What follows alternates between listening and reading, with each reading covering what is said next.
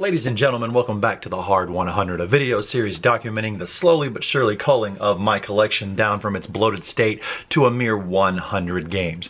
This week we're going to be talking about a game that I played recently by myself. The next few weeks are going to be some solo games that I've been taking a look at. There are different types of solo experiences when it comes to board games. There is the co-op that you can just turn into a co-op. There's the dummy player, and then sometimes there will be some kind of a weird finicky rule thing to make the game solo, such as in a worker placement game, blocking off some of the spaces and then you just kind of getting the highest score possible. Now I know some people may ask themselves, why would I play a board game solo when I could just play either a video game or the app version of a game? And we will talk about that whenever that time does come. I have a few games in here that there are also apps for, and I'm really on the fence about some of them, whether or not I want to keep the physical game or if the app is enough for me. Today, however, we're going to be talking about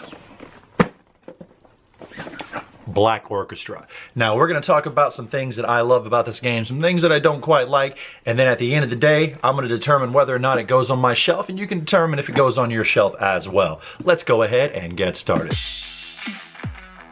All right, ladies and gentlemen, Black Orchestra by Philip Dewberry. I know he's popular. He's made a couple of things.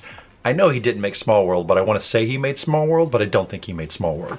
What this is a co-op game, a very heavy theme as far as you going around being one of these surly looking gentlemen in the plot to assassinate Hitler during World War II.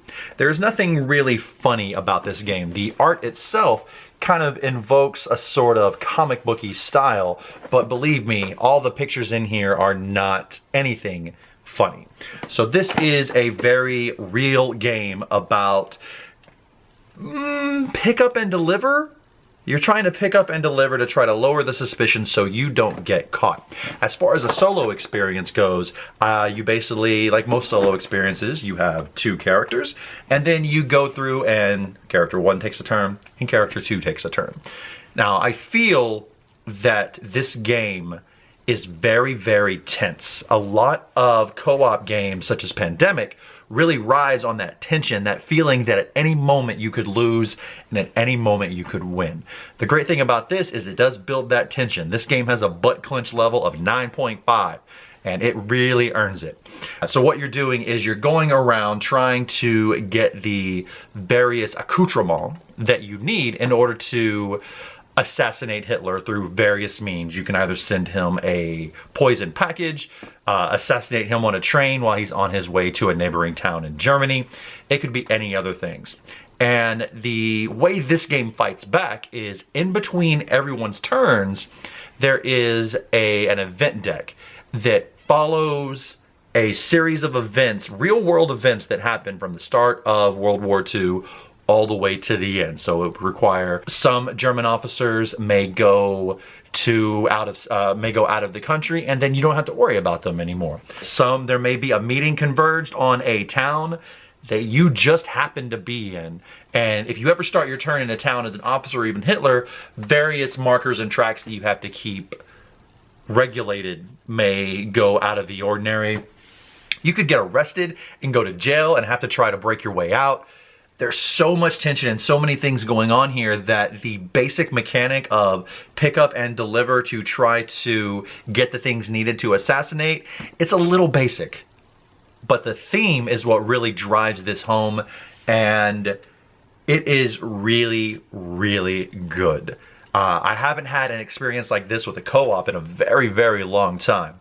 Now, as far as this game goes, there is a decent amount of replayability because the event cards, you're only drawing a certain amount, and some of these events will cause you to skip them if a previous event that was more major had already happened, so you're not kind of rewinding history, but you are kind of rewriting it to a degree. It has some dice chucking, which is kind of unique when it comes to a co-op. Most co-ops aren't generally dice-based because you're trying to figure out the puzzle, and when you leave part of that puzzle to chance, it can be a little grating. But you do have certain ways to mitigate the dice, which is a very big deal and really comes in handy when it comes to taking care of this. Now, this game is for 1 to 5 players, 90 minutes, 14 plus, and I did play it by myself. And when I was done, I wondered what it would be like to play it with somebody. I don't feel like I got everything that I wanted out of it. I still had this itch that I wanted to find someone to play with so we can kind of conspire together and really get into the theme. Now, if this theme isn't for you, steer clear, because this, if you're not already interested in World War II and the rise of Nazi Germany and its inevitable fall, then this might not be for you. It is a pretty heavy theme. The age is 14 plus.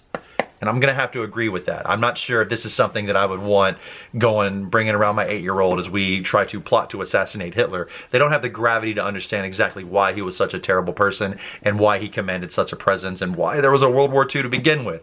But if you're rocking kids in high school, or you have a group that's really into historical games, but they're not really want to do the war games that goes with most historical games, this is as close as you can get to history without having to dudes on a map it.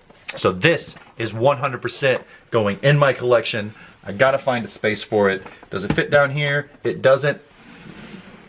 I don't know where it's in. I guess it's gonna go back here. Before I put this on my shelf, I have to talk about something in this game that is ridiculous. This game is dealt with a very sensitive hand. There are, and I will show you, every one of the characters that you can play. They're artist renditions of the characters. It's very, very tasteful. We have the name of the person and a very real story about how they went and did and attempted to do this plot, and eventually most of these people ended up being caught and assassinated. And that's pretty heavy, knowing that in real life all these people did not succeed in this game that you're trying to succeed in. For example, this gentleman was executed only hours after his plot failed, July 20th, 1944. These are real people.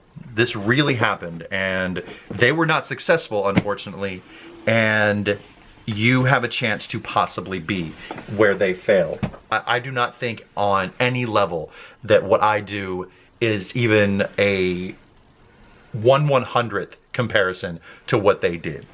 However, all of the art and everything has this very realistic look about it. There are stills from photographs and things like that on the event cards. But there's one thing, and we're about to take this from a G video to an R video. This fucking card right here can go fuck itself.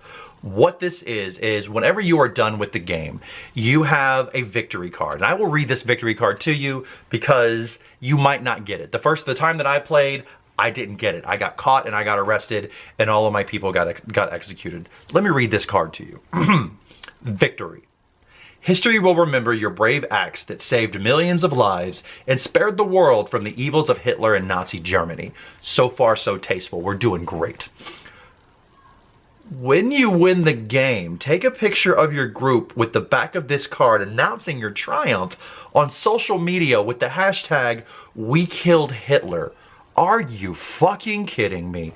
I'm not one to rant about many things. I generally like things. I try to find the good in everything, which is why my collection's gotten as stupid as it is. I go see Green Lantern and I'm like, you know what? It wasn't bad. I apologize for the prequels. I'm like, episode 1's pretty good. Episode 2 is garbage. But I try to find the good in everything. And when I saw this, I was like, oh, victory, that's really cool.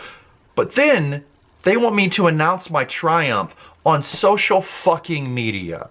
They want me to get on Facebook and Twitter and hold this card up to say, we killed Hitler. We did something that these real men and women were not able to do.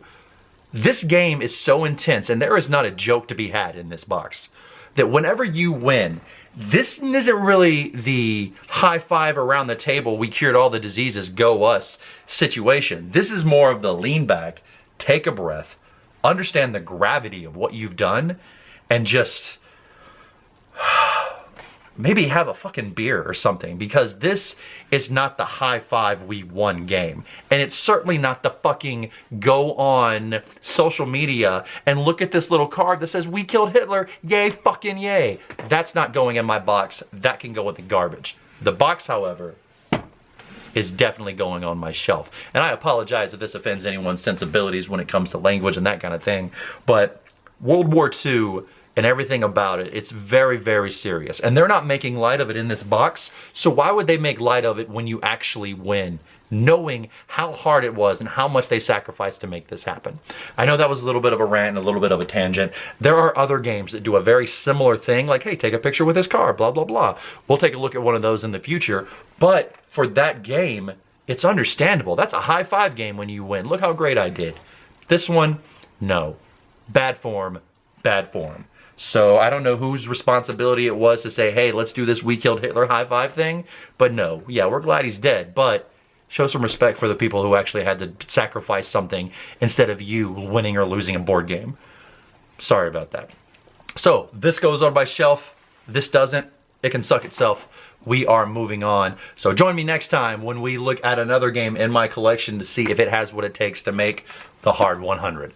Thank you so much. See you next time.